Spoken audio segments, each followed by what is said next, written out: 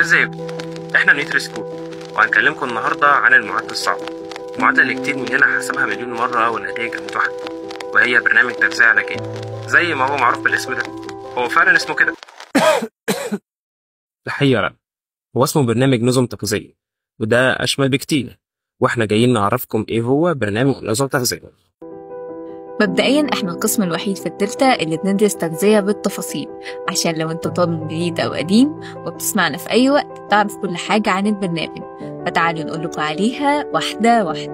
نظم تغذيه معناها كل مجالات التغذيه، مش بس حاجه واحده، زي التغذيه العلاجيه للامراض المختلفه زي السكر والضغط والكبد والكانسر وامراض تانية غيرها. وكمان عندنا تغذيه الرياضيين اللي نعرف فيها ازاي بنظبط وجبات قبل التمرين ووجبات بعد التمرين واللايف ستايل بتاع الرياضه كله بجميع انواع الرياضات.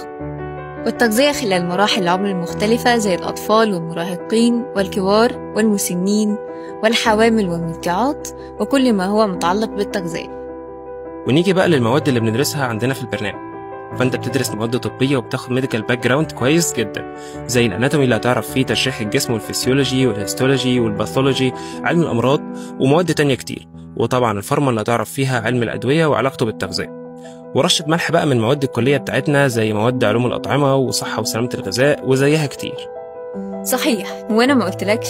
طب تعالى اقولك، البرنامج بيدرس ليه اكتر من كلية، ولاننا من برامج المجال الطبي زي ما اتفقنا، فاحنا اللي بيدرس لينا دكاترة من كليات زي طب وصيدلة وتمريض، وفي كليات تانية زي تربية رياضية وتربية وحاسبات ومعلومات، وطبعا ما ننساش كليتنا اللي احنا فيها.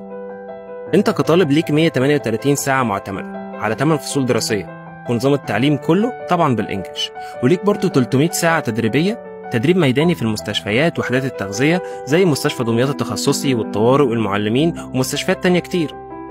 طيب لو انت بقى خريج او خلاص هتتخرج، فانا محتاجك تعرف كام حاجة. اول حاجة الدرجة العلمية اللي بتاخدها في شهادة التخرج، وهي بكالوريوس علوم زراعية نظم تغذية، وتقدر عادي جدا تاخد مزاولة المهنة كأخصائي تغذية من نقابة الزراعيين في القاهرة، وتقدر تحضر برضو دبلومة في المعهد القومي للتغذية، وتحضر برضو ماجستير ودكتوراه في معهد الصحة في اسكندرية.